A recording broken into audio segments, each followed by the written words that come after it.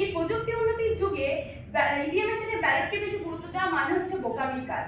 আমি আমার বাবাদের কাছ থেকে শুনেছি আগেকার দিনে যখন নাকি ভোট হতো তখন ঘন্টার পর ঘন্টা লাইন দিয়ে মানুষের কাজের ক্ষতি করে তারা ভোট দিত।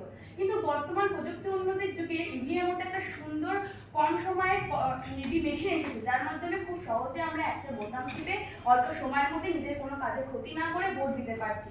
ভোটের ফলাফল গণনার সময় আগেকার দিনে 2-3 দিন ধরে ভোটের ফলাফল গণনা হতো।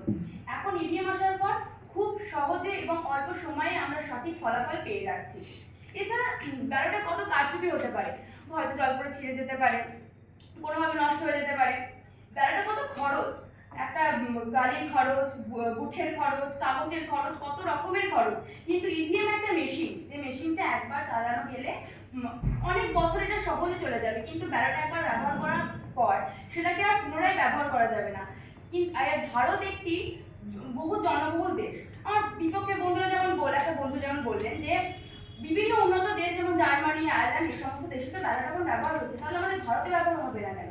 ভারতের সাথে তাদের তুলনা করতে গেলে হবে না, কারণ সেই সমস্ত দেশের জনসংখ্যার সাথে তো ভারতের জনসংখ্যার তুলনা করা যায় না।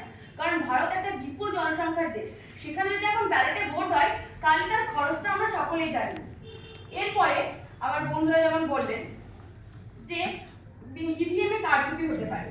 আরে বাবা, এই প্রশ্নটা তো আমি ব্যালটের ক্ষেত্রেও করতে পারি।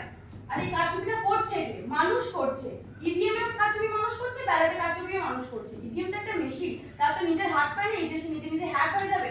মানুষ করছে। আগে মানুষ যতদিন না সৎ হবে ততদিন ভোটে কারচুপি হবে। মানুষকে বুঝতে হবে যে ভোট প্রত্যেকটা মানুষের অধিকার, তার নিজের বাবার সম্পত্তি নয় যে তার নিজের ভোটটা নিজের দলের নামে করে নেবে। মানুষ যতদিন না সৎ হচ্ছে, মানুষ যতদিন না বুঝছে যে ভোটটা কতটা গুরুত্বপূর্ণ, ততদিন ইভিএম কে দোষ দিলেও হবে না, ব্যালটকে দোষ দিলেও হবে না। সকলের দিকে গুরুত্ব আছে। এরপরেও অনেক বন্ধু হয়তো বলবে যে ব্যালট বেশি গুরুত্বপূর্ণ, বেশি কার্যকরী। তাও আমি বলবো এখন আমরা প্রযুক্তি সব জায়গায় ব্যবহার করছি। ব্যাংকে কি আমরা আগের দিনের মতো ঘন্টার পর ঘন্টা লাইন দিয়ে টাকা তুলি না।